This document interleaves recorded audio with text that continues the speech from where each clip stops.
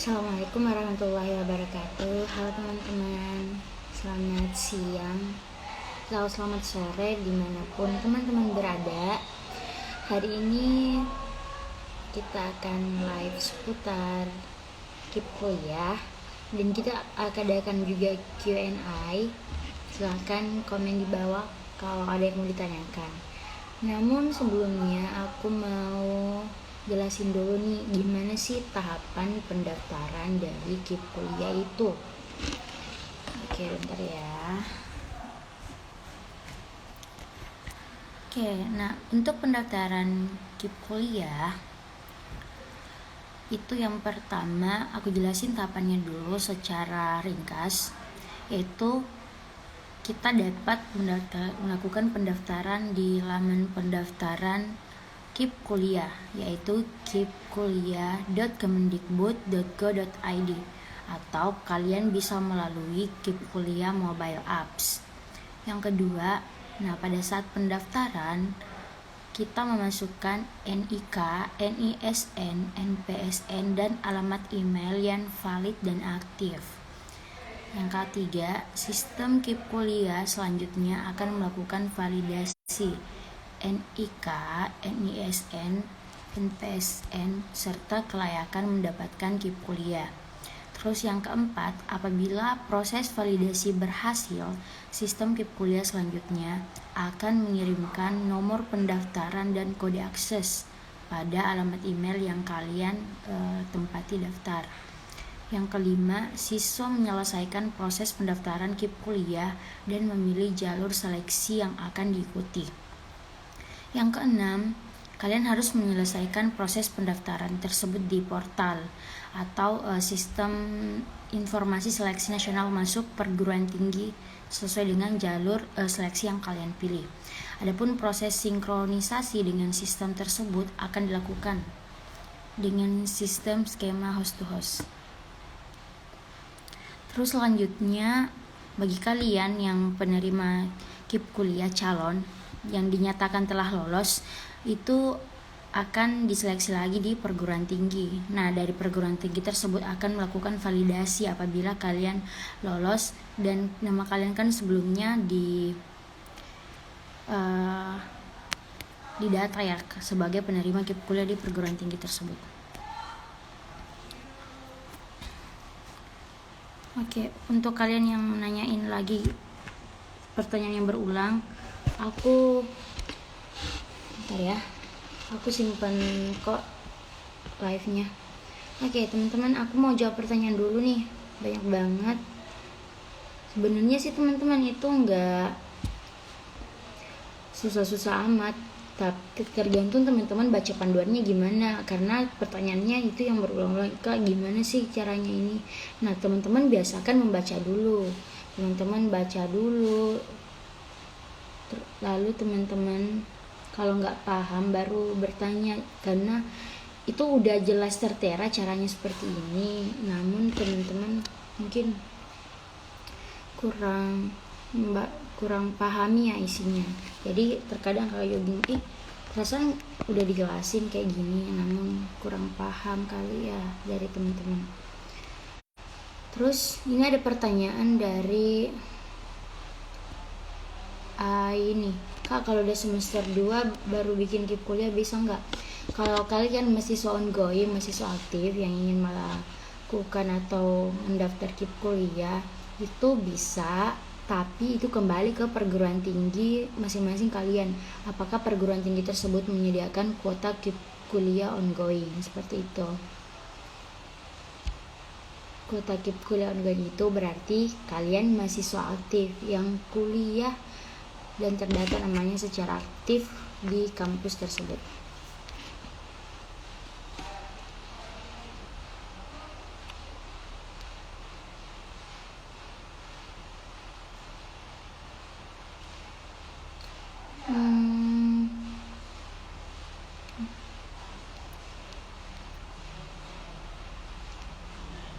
Oke, kita jawab pertanyaan. Ya Allah. Nah ini ada dari Aprilia_MRP. Untuk foto rumah itu nggak dicantumin, gimana sih? Nah, sebenarnya berkas seperti itu adalah data tambahan teman-teman. Nah, di mana data tambahan teman-teman tersebut menjadi pendukung teman-teman pada saat proses seleksi dan validasi oleh pihak HIP kuliah dan juga pihak perguruan tinggi teman-teman. Nah, kalau emang bisa diedit, sebaiknya teman-teman tambahin foto rumah di situ.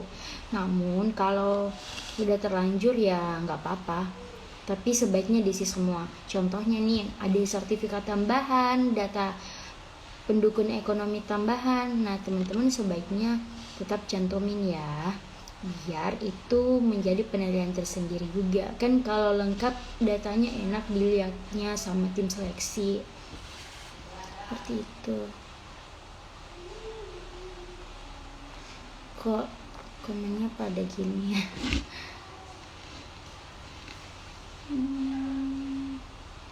Bentar ya teman-teman.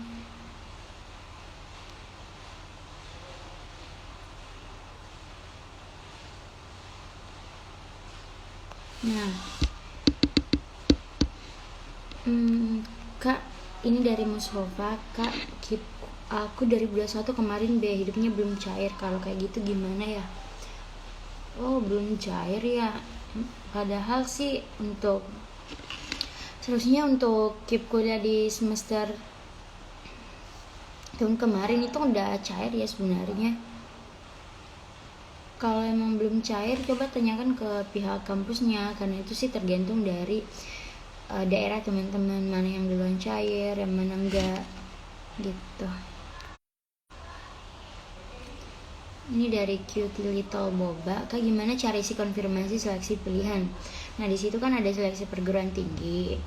Kalian isi aja semua data-datanya, data dari KIP kuliah tersebut yang diminta, semua berkasnya kalian cantumin. Untuk seleksinya kan kalian situ ada jalur yang terbuka. Jalur yang terbuka itu maka dia otomatis bisa diseleksi. Contohnya SNMPTN, kalian udah bisa pilih, SNMPN juga seperti itu. Dan jika jalur SBMPTN juga udah buka, maka itu otomatis kalian tinggal pilih aja, masukin aja. Jadi nggak usah ngisi data KIP kuliah berkali-kali, namun jalur seleksinya yang kalian tambahin gitu, datanya lengkapi seperti itu. Nah, ini ada dari Kokainos. Kak, ngurus DTKS atau SKTM itu wajib nggak? Soalnya temenku ada yang nggak urus tapi udah berhasil buat KIP-nya. Nah, seperti yang aku bilang, data tambahan itu sebenarnya nggak wajib, tapi itu menjadi pendukung untuk data atau berkas teman-teman sekalian. Kalau datanya lengkap, nah otomatis kan bagus juga tuh dalam penilaiannya. SKTM itu juga menurutku sih itu penting banget dalam pendaftaran KIP kuliah. Karena kenapa? Itu menjadi pendukung ekonomi teman-teman, bahwa teman-teman layak menerima KIP kuliah. Seperti itu.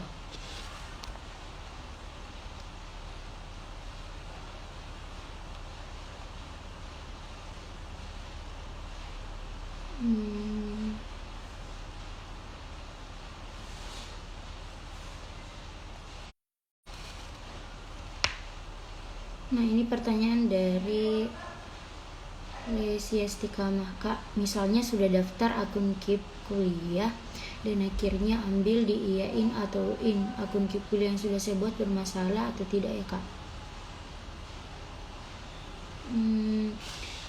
Nah, kalian kalau misalkan udah keterima di kampus tersebut dan kalian juga keterima KIP kuliah, maka kalian ambil.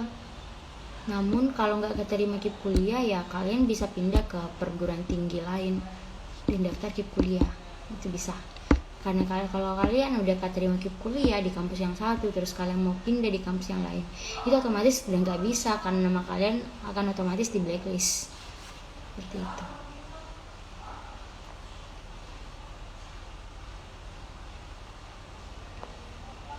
Ini pertanyaan dari RIS_MRDH_. Kalau rumah ngontrak gimana? Nah, untuk buat teman-teman nih, maaf ya, kalau rumah ngontrak itu kalian tetap kasih keterangan rumah sekarang adalah rumah ngontrak, seperti itu. kalian tetap masukin alamat di alamat kalian.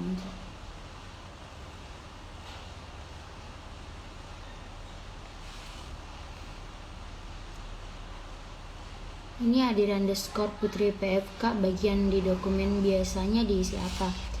Untuk dokumen itu kalian bisa isi dari berkas-berkasnya. Aku gambarin secara umum aja. Bentar ya, aku bacain. Nah, untuk pendaftaran KIP kuliah itu sebenarnya berkas-berkasnya lumayan banyak, apalagi untuk transkrip nilai kalian ya dari SMA, SMK atau sederajat lainnya. Nah, untuk syarat-syaratnya itu sih, yang pertama kalian memiliki program bantuan pendidikan dalam bentuk Kartu Indonesia Pintar atau KIP. Yang kedua itu kalian berasal dari keluarga PKH atau program keluarga harapan. Terus yang ketiga, pemegang kartu keluarga sejahtera atau KKS. Yang keempat, mahasiswa ya dari panti sosial atau panti asuhan. Terus yang kelima, mahasiswa dari keluarga yang masuk dalam kategori kurang mampu dan ada namanya terdata pada DTKS. Nah, di DTKS ini teman-teman sering kesulitan juga ya dalam proses pendaftarannya. Itu sebaiknya diusahain ya teman-teman, kalian melapor ke pihak desa atau kelurahan teman-teman. Nah, biasanya ada yang nanya, Kak, kalau orang tua kita PNS apa bisa daftar KIP kuliah? Kalau misalkan seperti itu yang pendapatan orang tuanya tinggi namun dia mempunyai tanggungan hidup juga yang banyak, itu kalian bisa daftar dengan syarat pendapatan kotor gabungan orang tua atau wali paling banyak 4 juta rupiah setiap bulan, atau pendapatan kotor gabungan orang tua wali dibagi jumlah anggota keluarga paling banyak 750.000. Nah, itu kalian bisa daftar KIP kuliah.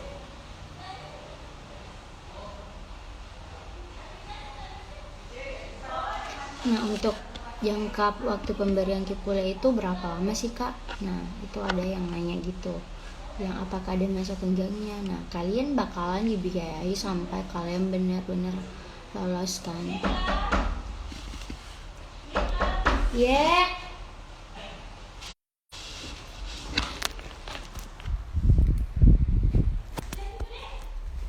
Bu. Bukan, Bu. Nggak bawa ke motor saya, Bu. Salah balik punya deh. Nggak tahu, Ibu. Warna apa? Hitam, PCX hitam. Bukan, Bu. Asal. Motor sampai berat PCX hitam sebelah.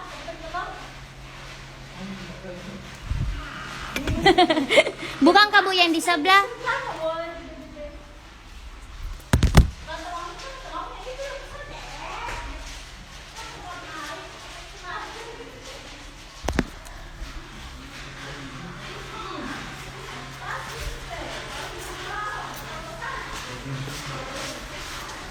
Ada di link. Yang mana, Kak, Bu? Bukan, Kak, Bu, yang motornya di sebelah. Di sebelah sini. Yang mana ya, Bu? Masa kamu mau ke situ? Masa mau mutar kan? Baru bentar mobil mau masuk. Sini, Cik, sama Kakak. Sudah ada nomor itu, Ada pisangnya Kakak. Ini lebih sampai saya baru sedikit kayaknya masak.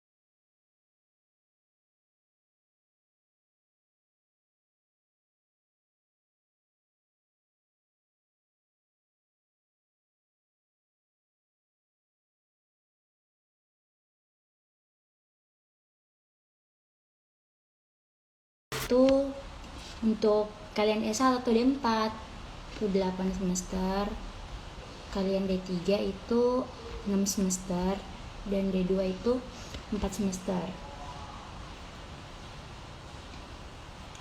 Terus untuk pendaftaran KIP kuliah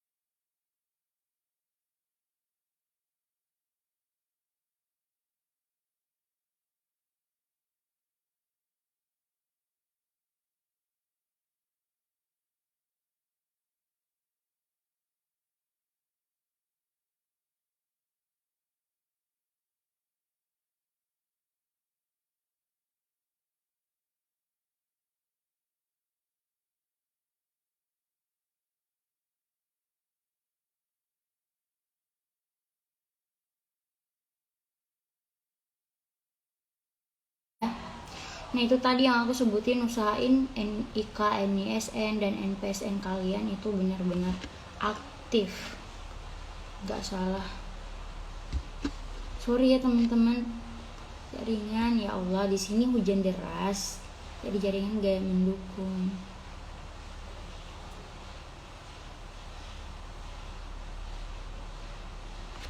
Oke, kita tanya jawab aja ya dulu. Nah ini nih pertanyaan dari wit_rahmat_i. Kak, kalau nomor NIK tidak sesuai dengan data di Dapodik kenapa ya kak? Nah untuk data Dapodik itu kan kalian terdaftar di Dinas Pendidikan, di Disdik, di Kemen itu. Kalau nggak sesuai kalian bisa edit sendiri kok di laman kalian. Kalau emang itu permanen berarti kalian harus minta pengajuan pengeditan itu. Nah iya, setiap universitas itu beda-beda dalam persyaratan tambahannya seperti itu. Kalau untuk perguruan tinggi sendiri sih itu umumnya mengikuti alur pendaftaran KIP kuliah secara umum, namun dari beberapa kampus biasanya ada meminta data tambahan, dan itu pun kalian daftar di laman pendaftaran kampus kalian. Kalau misalkan kita gap year terus ikut SBMPTN, daftar KIPK dulu atau LTMPT dulu. Nah kalian daftar KIP kuliah terlebih dahulu, karena kan pendaftaran KIP kuliah yang lebih dulu buka, baru LTMPT gitu ya.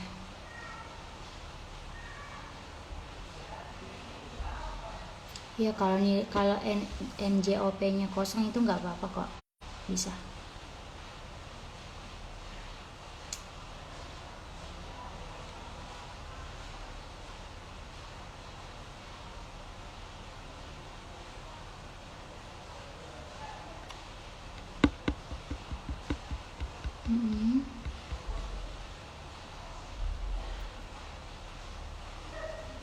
Nah untuk gap year itu kalian bisa daftar 2 tahun, lulusan 2 tahun sebelumnya.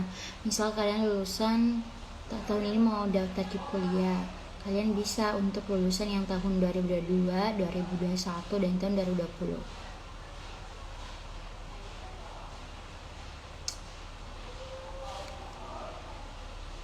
Teman-teman yang nanya kapan cair itu biasanya sih di bulan-bulan 4 atau 3. Bulan 3 sih udah mulai pencairan.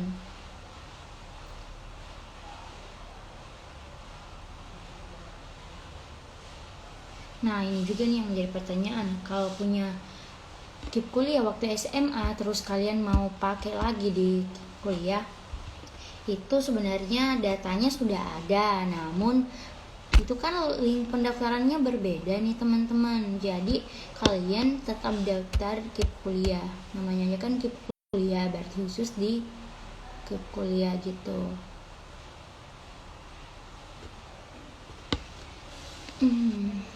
Teman-teman mau nggak nih kalau aku adain live terus ngundang teman-teman yang mau bergabung dan bertanya, yang tanya seputar KIP kuliah?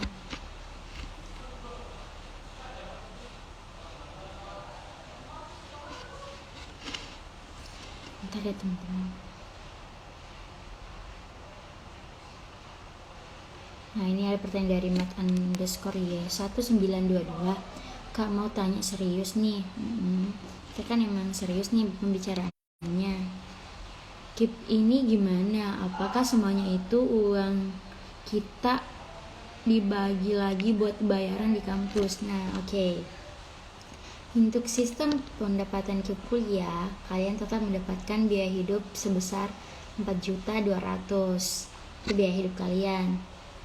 Selebihnya itu ya yang tanggung langsung ke UKT kalian, itu enggak pusing lagi, itu langsung masuk ke pihak kampus. Intinya 4.200.000 adalah pegangan kalian. Gitu. Teman-teman, aku save dulu ya live ini. Jadi kita teman-teman yang mau nanya bisa, tapi aku akhiri dulu ya teman-teman, soalnya ini aku bakal simpan live-nya kok. Oke, thank you ya yang udah yang nonton. Kita bakalan lanjut lagi Q&A-nya. Sebelumnya itu kita save dulu live IG kita untuk pendaftaran KIP kuliah. Oke teman-teman, terima kasih yang sudah join. Thank you for join with me, and semoga kalian keterima di perguruan tinggi impian kalian. Bye.